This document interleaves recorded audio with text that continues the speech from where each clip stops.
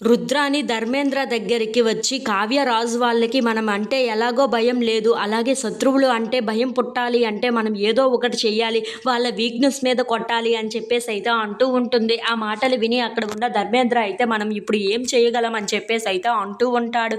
ఆ మాటలు విని అక్కడ ఉన్న రుద్రాని అయితే వాళ్ళ ఫ్యామిలీ అంటే వీక్‌నెస్ ఉంటుంది. అందుకే వాళ్ళ ఫ్యామిలీ మీదే మనం దెబ్బ కొట్టాలి అని చెప్పేసి అయితే అంటూ ఉంటుంది. ఆ మాటలు విని అక్కడ ఉన్న ధర్మేంద్ర అయితే సరే నువ్వు నాకు ఈ హింట్ ఇచ్చావు కదా, ఇక నేను చూసుకుంటాను అని చెప్పేసి అయితే అనుకుంటూ ఉంటాడు. ఇంతలో అక్కడ ఉన్న రాజుకైతే ఫోన్ చేసి, ఏంట్రా రాజ్ ఏం చేస్తున్నావు, అలా మీ నానమ్మని అలాగే మీ తాతయ్యని గుడికి పంపించావు కదా, వాళ్ళకి ఏమైనా జరిగితే ఏమవుతుందో తెలుసా నీకు అని చెప్పేసి అయితే అంటూ ఉంటాడు. ఆ మాటలు విని అక్కడ ఉన్న రాజు అయితే ఒక్కసారిగా షాక్ అయిపోతూ ఉంటాడు. ఏ ధర్మేంద్ర ఏం మాట్లాడుతున్నావు నువ్వు అని చెప్పేసి అయితే అంటూ ఉంటాడు.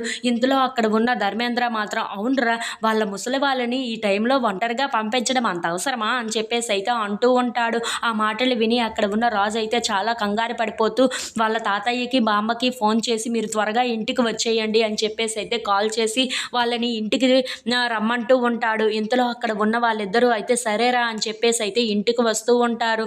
ఇంతలో అక్కడ ఉన్న ధర్మేంద్ర మళ్ళీ కాల్ చేసి అదేంట్రా మీ అమ్మ మీ నాన్నను కూడా అలా విడిచిపెట్టేశావు, వాళ్ళకి ఏమైనా జరిగితే ఒకవేళ యాక్సిడెంట్ కానీ జరిగిపోతే అప్పుడు ఏమైపోతుంది మీ ఫ్యామిలీ అని చెప్పేసి అయితే రాజుని భయపెడుతూ మాట్లాడుతూ ఉంటాడు.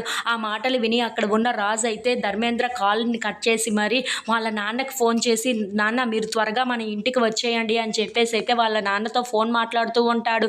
ఇంతలో అక్కడ ఉన్న అపర్ణాదేవి అయితే చాలా గట్టిగా అరుస్తూ ఏవండి ముందుకు చూడండి, ఎవరో మనల్ని గుద్దేయడానికే వస్తున్నారు అని చెప్పేసి అయితే అంటూ మాట్లాడుతూ ఉంటుంది.